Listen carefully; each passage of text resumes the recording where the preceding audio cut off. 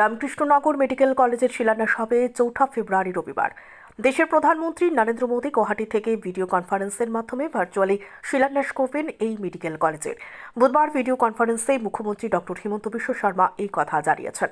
ভূমি পূজন হবে কিছুদিন পর। মুখ্যমন্ত্রী খোদ রামকৃষ্ণনগরে এসে রামকৃষ্ণনগর মেডিকেল কলেজের ভূমি পূজন করবেন। ৪ ফেব্রুয়ারি রাজ্যে দেশের প্রধানমন্ত্রীর উপস্থিতিতে কয়েক কোটি টাকার প্রকল্পের শিলান্যাস হবে আসামে।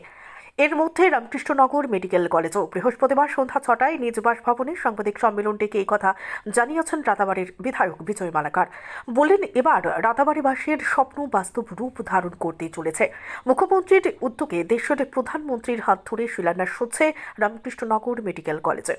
রাজ্যের মুখ্যমন্ত্রী ডক্টর হিমন্ত বিশ্ব শর্মা রামকৃষ্ণনগরবাসীকে এই স্বপ্ন দেখিয়েছিলেন, আর তিনি নিজেই স্বপ্ন পূরণ করেছেন। রামকৃষ্ণনগর মেডিকেল কলেজ নিয়ে দীর্ঘ ৫-৭ বছর ধরে অনেক কিছু হয়ে আসছে। বিরোধীরা এর তীব্র বিরোধিতা করেছেন, বিশেষ করে কংগ্রেসের ভূমিকার বিরোধিতাই অপরিসীম ছিল। কিন্তু মুখ্যমন্ত্রী ডক্টর হিমন্ত বিশ্ব শর্মা সবকিছুর ঊর্ধ্বে উঠে নিজের প্রতিশ্রুতি পালন করেছেন।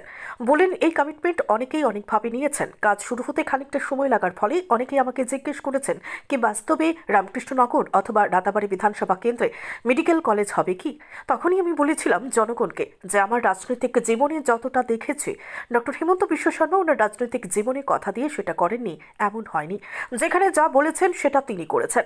বলেন, গতকাল মুখ্যমন্ত্রীর সব বিধায়ককে নিয়ে ভিডিও কনফারেন্সে প্রধানমন্ত্রী সে রাজ্যের কোটি কোটি টাকার প্রকল্পের শিলান্যাস করবেন। এর মধ্যে রামকৃষ্ণনগর মেডিকেলেরও শিলান্যাস করবেন তিনি। মেডিকেল কলেজের টেন্ডার অলরেডি হয়ে গেছে, ইতিমধ্যে টেন্ডারও পাশ হয়ে গেছে। বললেন, এদিন মুখ্যমন্ত্রী নিজে জানিয়েছেন যেহেতু রাতাবাড়ি মেডিকেল কলেজের শিলান্যাস প্রধানমন্ত্রী নরেন্দ্র মোদী নিজে করবেন, ফলে ওই দিন এলাকায় সকলেই ওই স্থানে উপস্থিত থাকতে হবে। বিধায়ক বললেন, আমিও প্রত্যেককে ওই দিনের অনুষ্ঠানে উপস্থিত থাকার আহ্বান জানাচ্ছি। সকলেই এদিন উপস্থিত থাকবেন। আজকের সাংবাদিক সম্মেলনের আয়োজন করার উদ্দেশ্য হচ্ছে এই সুখবর যাতে রাতাবাড়ি এলাকার প্রত্যেক জনগণের কাছে গিয়ে পৌঁছায়। এছাড়া আমি গোটা রাতাবাড়িবাসী তথা রামকৃষ্ণনগর জনগণের তরফে মুখ্যমন্ত্রীকে ধন্যবাদ জানাই, কারণ মুখ্যমন্ত্রী এত বড় একটি উপহার দিয়েছেন রাতাবাড়িবাসীকে, যার জন্য গোটা এলাকাবাসী চিরকৃতজ্ঞ থাকবে। এছাড়া কখনো এই এলাকার জনগণ মুখ্যমন্ত্রী ডক্টর হিমন্ত বিশ্ব শর্মাকে ভুলতে পারবে না। রামকৃষ্ণনগর থেকে শ্যামল আচার্যের রিপোর্ট, নিউজ অবিকল। নমস্কার সবাইকে এবং সাংবাদিক বন্ধুদেরকে ধন্যবাদ এবং স্বাগতম জানাচ্ছি আজকের এই সাংবাদিক সম্মেলনে। আজকে ডাকার মেন উদ্দেশ্য আপনারা জানেন, আমরা যারা রাতাবাড়ি তথা নতুন রামকৃষ্ণনগর সমষ্টির জনগণ, আমরা দীর্ঘদিন থেকে আমাদের একটা আশা আকাঙ্ক্ষা ছিল, আমাদের একটা স্বপ্ন ছিল, আমাদের আসামের জনপ্রিয় মুখ্যমন্ত্রী, আমাদের সবার প্রিয় মাননীয় মুখ্যমন্ত্রী ডক্টর হিমন্ত বিশ্ব শর্মা আমাদের রাতাবাড়িবাসীকে এবং রামকৃষ্ণনগর সমষ্টিবাসীকে আমাদের একটা স্বপ্ন দেখিয়েছিলেন। বিগত 2-3 বার ইলেকশনে প্রচারে এসে উনি বলেছিলেন যে আমি রামকৃষ্ণনগর বা রাতাবাড়িতে মেডিকেল কলেজ দেব। আপনারা যা জানেন, এই মেডিকেল কলেজ নিয়ে অনেক কিছু হয়েছে এই দীর্ঘ 5-6-7 বছর থেকে।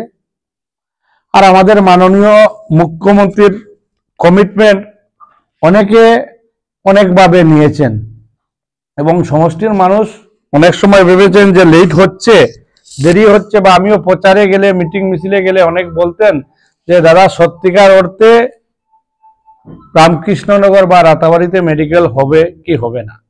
তো আমি সবাইকে বলতাম যে আপনারা জানেন আমাদের মাননীয় মুখ্যমন্ত্রী ডক্টর হিমন্ত বিশ্ব শর্মা, আমি আমার পলিটিক্যাল ক্যারিয়ারে আমি যতদিন থেকে ওনাকে দেখছি, আমি দেখেছি আমাদের মাননীয় মুখ্যমন্ত্রী যখন যা বলেন তা উনি করেন।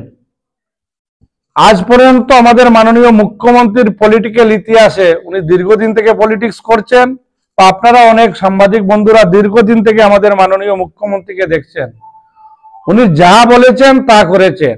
আর গত কয়েকদিন আগে আমি একবার বলেছিলাম যে প্রেস মিটে এমনি কয়েক মিডিয়া ভাই বন্ধুদেরকে আপনারা সংবাদপত্রের মাধ্যমে প্রকাশিত হয়েছিল যে মেডিকেল কলেজ এমপি ইলেকশনের আগে হবে। আর গত মাসে টেন্ডার হয়েছে, গত 30 তারিখ টেন্ডার হয়ে যায়। আর গতকালকে আমাদের মাননীয় মুখ্যমন্ত্রী ভিডিও কনফারেন্স করেন। আমাদের যত বিধায়ক আছেন সব বিধায়কদেরকে বলেন যে আমরা কালকে ভিডিও কনফারেন্সে থাকার জন্য। আমি কালকে ভিডিও কনফারেন্সে যখন থাকি তখন আমাদের মাননীয় মুখ্যমন্ত্রী বলেন যে গত এই মাসের 4 তারিখ আমাদের দেশের জনপ্রিয় প্রধানমন্ত্রী মাননীয় নরেন্দ্র ভাই মোদীজি আমাদের গুয়াহাটিতে আসবেন। আর এই গুয়াহাটিতে আসার পরে এই 4 তারিখে কয়েক হাজার কোটি টাকার শিলান্যাস করবেন।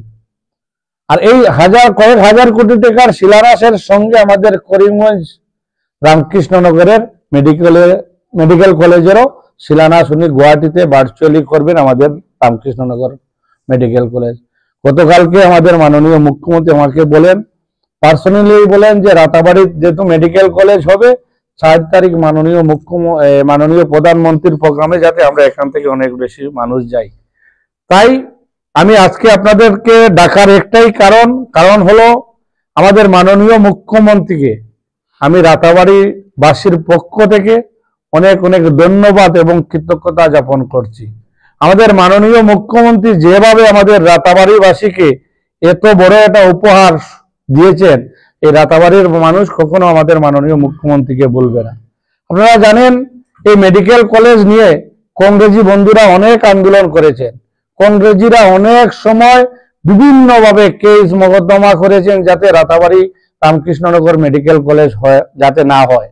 তারপরেও আমাদের মাননীয় মুখ্যমন্ত্রী এই রাতাবাড়ি তথা রামকৃষ্ণনগর সমষ্টির প্রতি যে প্রেম ভালোবাসা উনি বারবার দেখিয়েছেন আর বারবার প্রমাণ করেছেন যে রাতাবাড়ির মানুষ যেভাবে আমাদের মাননীয় মুখ্যমন্ত্রীকে মন খুলে ভালোবাসে, এভাবে আমাদের মাননীয় মুখ্যমন্ত্রী মন খুলে রাতাবাড়ির জন্য রামকৃষ্ণনগর সমষ্টির জন্য ভালোবাসা দেখিয়েছেন। তাই আমি আবারও আমাদের রাতাবাড়ির পক্ষ থেকে এবং আমার বিধানসভার পক্ষ থেকে এবং করিমগঞ্জ জেলার পক্ষ থেকে এবং বরাকবেলির পক্ষ থেকে আমাদের মাননীয় মুখ্যমন্ত্রীকে ধন্যবাদ জানাচ্ছি। এই যে বরাকবেলির প্রতি ওনার যে প্রেম, বরাকবেলির প্রতি যে ওনার যে ভালোবাসা, বরাকবেলির মানুষের যাতে ডেভেলপমেন্ট হয়, এই যে বারে বারে যে ভালোবাসা প্রেম দেখিয়েছেন তার জন্য আমাদের মাননীয় মুখ্যমন্ত্রীকে আমি ধন্যবাদ জানাচ্ছি এবং কৃতজ্ঞতা জানাচ্ছি। আর আমি আপনাদের মাধ্যমে আমাদের বরাকবাসী তথা আমার রামকৃষ্ণনগর সমষ্টির সবাইকে আমি